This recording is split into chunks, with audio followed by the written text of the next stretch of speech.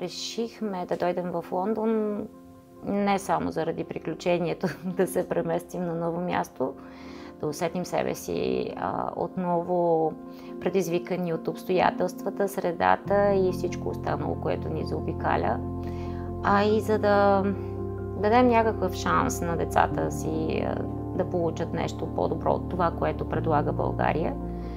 Така аз и семейството ми се озовахме в Лондон, пълни с ентусиазъм и огромни мечти. Естествено, човек залага в такива моменти на това, което най-добре може да прави. Аз най-добре мога да преподавам английски и наистина не вярвах, че ще ми се случи да го правя тук в Лондон. Така основахме учебен център Рая и материалите доставяме от България.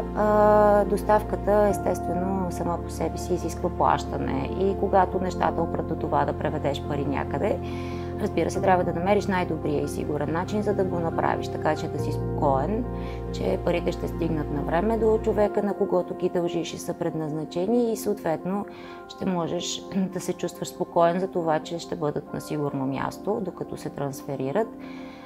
Така попаднахме, препоръчани от приятел, на Opal Transfer, които всъщност ни предоставиха възможността да трансферираме пари до България, заплащайки нашите учебници сигурно, надежно, бързо и естествено най-голямото преимущество беше това, че можем да говорим с хората в Opal Transfer на български език, което дава огромно спокойствие дори на мен, която не е наясно с техниката, че нещата се случват както трябва.